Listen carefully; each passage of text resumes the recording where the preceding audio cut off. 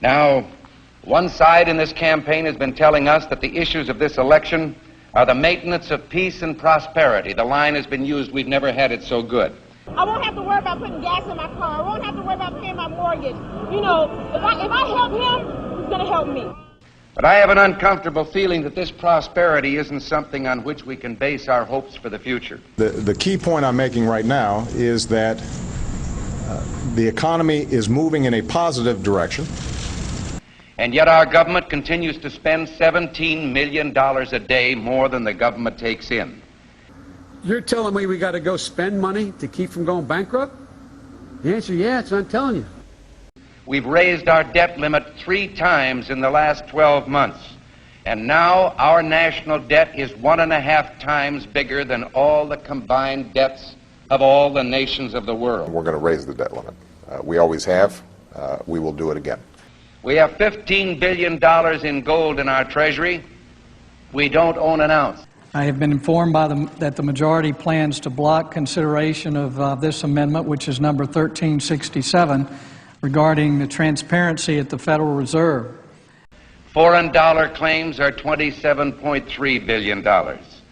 It said that China has now surpassed Japan as the U.S. government's largest creditor, owning at least 10% of all U.S. debt, perhaps as much as $700 billion. And we've just had announced that the dollar of 1939 will now purchase 45 cents in its total value.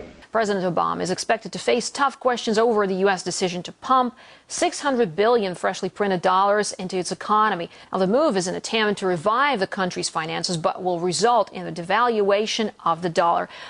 We're at war with the most dangerous enemy that has ever faced mankind in his long climb from the swamp to the stars. We've got to give them a stake in creating the kind of world order that I think all of us would like to see.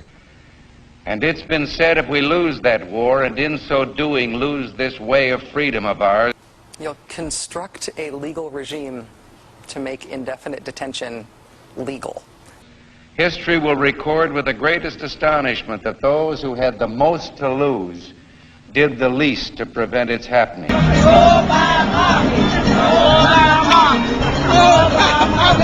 starting a riot here. Well, I think it's time we ask ourselves if we still know the freedoms that were intended for us by the Founding Fathers. For some trips, it'll be faster than flying, without the pat down. Anna was picked to go through. Pretty much everybody except the baby was picked to go through the scanner. If we lose freedom here, there's no place to escape to. This is the last stand on earth. Damn America, that's in the Bible.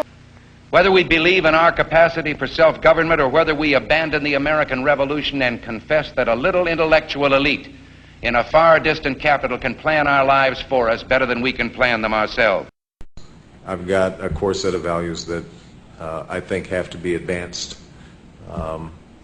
and that my individual salvation depends on our collective salvation. You and I are told increasingly we have to choose between a left or right. Well, I'd like to suggest there is no such thing as a left or right. There's only an up or down. We had an election, and it was about a direction for our country. And regardless of their sincerity, their humanitarian motives, those who would trade our freedom for security have embarked on this downward course. In this vote harvesting time, they use terms like the Great Society, or, as we were told a few days ago by the President, we must accept a greater government activity in the affairs of the people. E pluribus unum, out of many, one. In the end, that's what this election is about. Well, the trouble with our liberal friends is not that they're ignorant. It's just that they know so much that isn't so. Over the course of 10 years, it would cost what it would cost us. All right, okay, we're going to. It would cost us about the same as it would cost